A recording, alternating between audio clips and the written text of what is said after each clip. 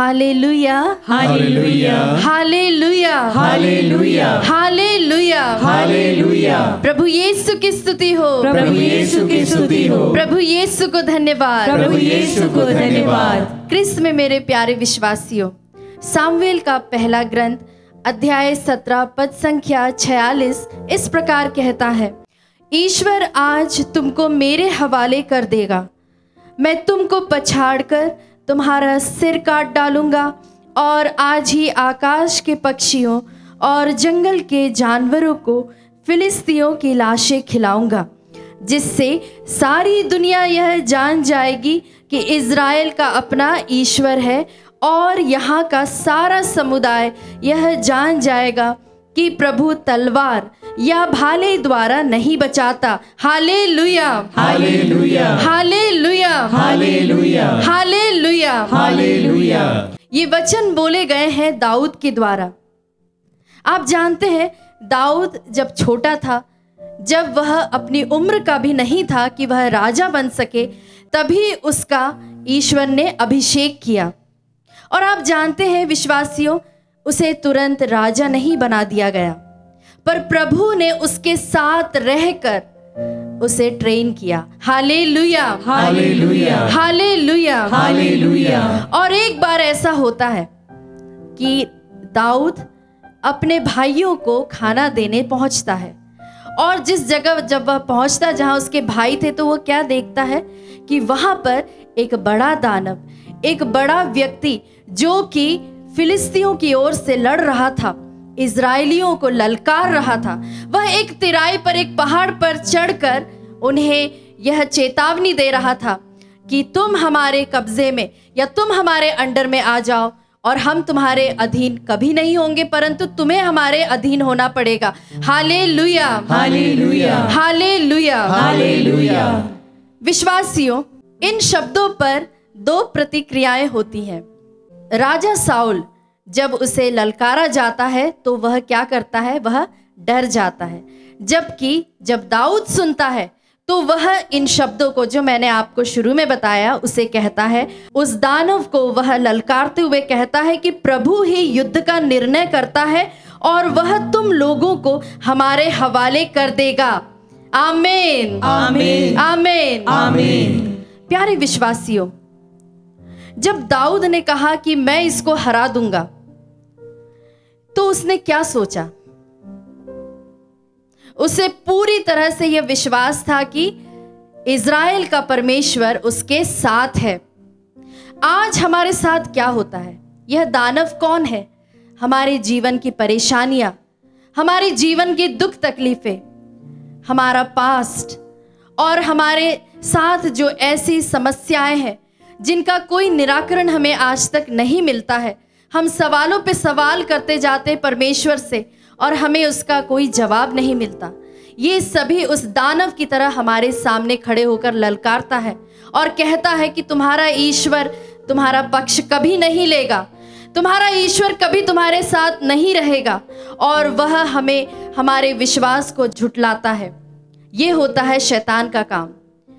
तो क्या हम आज यह विश्वास करते हैं कि वह प्रभु हमारे साथ में है? अगर हमने यह निर्णय किया है कि इस आराधना के दौरान मैं अपने सभी इन परेशानियों को, जो मेरे आत्मिक रूप से बढ़ने में मुझे विफल बना रही है, या फिर मेरे आगे के जीवन में अगर शैतान इस तरह की अड़चनें डाल रहा है, तो मैं उसके लिए क्या कर रहा हूँ? आइए विश्वासियों, प्रेज एंड वर्शिप एक ऐसा समय होता है जब सारे बंधन टूट जाते हैं, जो असंभव को भी संभव बना देता है। आइए हम विश्वास के साथ उस ईश्वर का हाथ पकड़े, जिस तरह से वह हमेशा हमारा हाथ पकड़े हुए है। हम भी अपने दिलों पर हाथ रखते हुए इस वक्त प्रभु की ओर देखते हुए इस गीत को भक्ति पूर्वक गाए, जो कि हमारे साथ चलता है, हमारे साथ रहता है।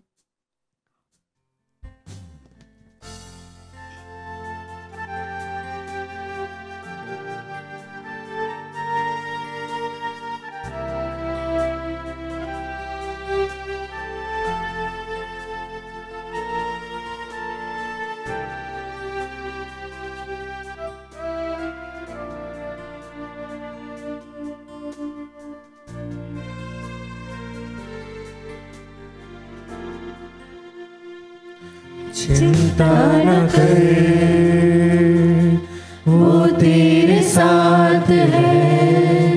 चिंता न कर,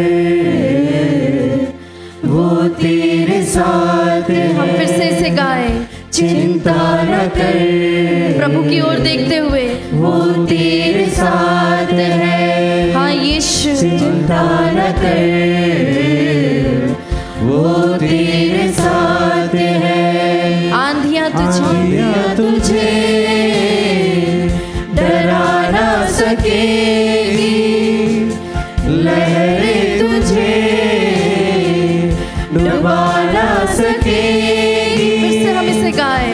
आंधियां तुझे डरा ना सकेगी, लहरें तुझे डुबा ना सकेगी।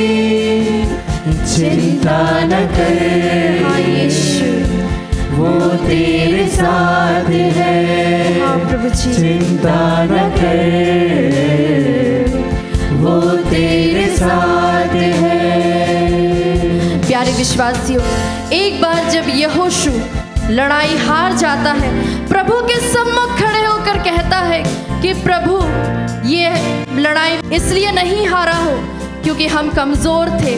मैं इसलिए ये लड़ाई नहीं हारा हूँ क्योंकि इस लड़ाई में शूरवीर नहीं थे, परंतु मैं इस लड़ाई को इसलिए हारा हूँ क्योंकि तू हमारे साथ नहीं था। वह अंगीकार करता है कि हमने कोई भी कार्य करने के पहले, इस लड़ाई में भाग लेने से पहले हमने ईश्वर का नाम नहीं लिया। प्यारे विश्वासियों, आज प्रभु हमें आमंत्रित करता है। हमारे जीवन की कठिन परिस्थितियों में क्या हम प्रभु को आमंत्रित करते हैं? इस वक्त हम प्रभु को पुकारे, रो रो के उसके सामने आते हुए गिड़गिड़ाकर उस यीशु को हम बुलाए, उसकी स्तुति करें, उसकी आराधना करें। अपने सारे दुखों को, अपने सारे परेशानियों को इस वक्त हम प्रभु के हाथों में समर्पित करें। रोते हुए, गाते हुए प्रभु की जिस तरह से भी आप आराधना करना चाहते हैं, इस वक्त अपने हाथों को उठाते हुए प्रभु की उपस्थिति में अपने आप को खोले, अपने दिलों को खोले, अपने इंद्रियों को खोले और अपने जीवन के हर एक छोटी बातों को, सब कुछ को प्रभु के सामने समर्पित करें। हालेलुया, स्तुति स्तुति स्तुति यीशु। हालेलुया हालेलुया हालेलुया हालेलुया हालेलुया हालेलुया हालेलुया हालेलुया। जोर से हम प्रभु की स्तुति करें। अगर आपको अन्य भाषा आती तो अन्य भाषाओं में आप स्तुति करें। हालेलुया हालेलुया हालेलुया हालेलुया हालेलुया। स्तुति स्तुति स्तुति स्तुति। हाले हाले हालेलुया हाले शरण हालेलुया हालेलुया हालेलुया हालेलुया हालेलुया हालेलुया हालेलुया हालेलुया हालेलुया।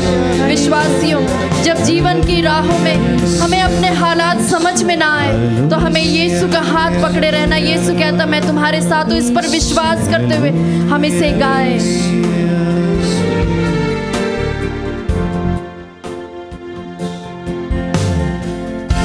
जीवन की राहों में हालात यूं होंगे, सूझेगा ना कुछ भी जब द्वार बंद होंगे। हम फिर से इसे गाएं। जीवन की राहों में हालात यूं होंगे, सूझेगा ना कुछ भी जब द्वार बंद होंगे। फिर भी भरोसा मेरा यीशु पे रखना, मतलब कि इस दुनिया में यीशु है अपना। चिंता न कर, वो तेरे साथ है। चिंता न कर, वो तेरे साथ है। आंधियां तुझे डरा ना सकेगी, लहरें तुझे डुबा ना सकेंगी। आंधियां तुझे डरा ना सकेंगी। विश्वास करें। लहरें तुझे डुबा ना सकेंगी। चिंता न कर, वो तेरे साथ। मुस्कुरा कर गाएं, चिंता न कर, वो तेरे साथ है। चिंता न कर, वो तेरे साथ है। प्यारे विश्वासियों, हम में से कई लोग इस वक्त चिंताओं से घिरे हुए हैं, कई प्रकार की मुसीबतों से घिरे हुए हैं। हमारा नित्य आराधना देखने का मकसद भी यही है कि हम जब इन सभी परेशानियों के बीच में हैं तो हमें मालूम है कि यीशु हमारा सुनने वाला ईश्वर है। वह ईश्वर जो मेरे बहुत करीब है। शायद मैं अपने आप को भी उतना नहीं जानती जितना प्रभु मुझे अच्छे से जानता है। आइए हम अपने आप को तैयार करें उन वचनों को सुनने के लिए जिसे प्रभु हमसे बोलने के लिए आतुर है। प्रभु का वचन कहता है, जो मेरी ये बातें सुनता और उन पर चलता है वह उस समझदार मनुष्य के सदृश है जिसने अपना घर चट्टान पर बनाया है। विश्वासियों, आंधियां आएंगी, तूफान आएंगे और ना जाने किस प्रकार की मुसीबतें हमारे सामने आएंगी, लेकिन अगर हमारा घर उस वचन रूपी चट्टान पर है तो हमें कोई भी नहीं हिला सकता। और तब हम गर्व के साथ कह सकते हैं, चिंता ना कर, क्योंकि प्रभु मेरे साथ है। आमीन।